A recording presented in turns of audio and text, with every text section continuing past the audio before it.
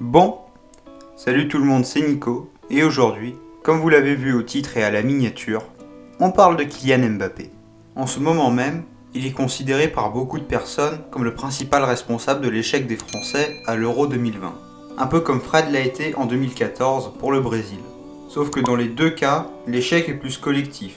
C'est la très courante pratique du bouc émissaire qui est utilisée dans ces cas-là, comme lors de l'élimination du PSG face à Manchester City. C'était bien plus simple de montrer du doigt Florenzi plutôt que d'assumer la nette infériorité du club parisien par rapport à son adversaire. Bon, revenons-en à nos moutons. Certains reprochent à Mbappé d'avoir raté son Euro. Alors, non. Il a complètement raté son huitième de finale face à la Suisse, certes, mais pas son Euro. Oui, il n'a pas marqué, mais il a tenté et proposé des choses. Il a failli marquer un superbe but contre l'Allemagne, et c'est souvent proposé. Il a fait des appels en profondeur, participé à la construction du jeu. Tout ne se résume pas dans les buts. D'autres lui reprochent d'avoir raté son penalty. Alors, les footballeurs sont des humains.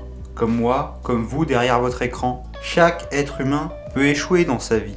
Imaginons que vous êtes préparé pendant quelques mois pour un examen, et qu'au final, vous n'avez pas le nombre de points espérés.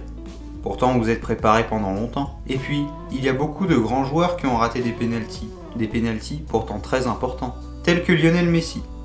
Ce dernier a raté son pénalty lors de la finale de la Copa América 2016, ce qui priva l'Argentine du sacre continental.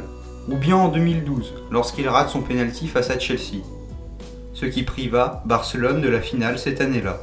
Pourtant, personne ne le critiquait à ce point-là pour le pénalty raté. Et enfin, la chose la plus stupide qui a été dite par les détracteurs de Mbappé, c'est que le prodige français a gâché l'Euro des Bleus, et que sans lui, on aurait probablement gagné.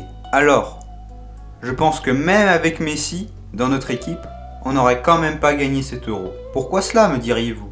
Parce qu'on n'avait tout simplement pas les joueurs pour le gagner. Pavard n'apportait rien offensivement et défensivement, il n'y avait plus personne. La charnière centrale Varane-Kipembe n'a pas été rassurante. On n'avait même plus d'arrière gauche valide. Kanté a été correct mais bien loin de son niveau habituel. Griezmann tirait mal tous ses coups de pied arrêtés. Les seuls rayons de soleil côté français durant cet Euro, c'était pour moi Lloris, Pogba et Karim Benzema.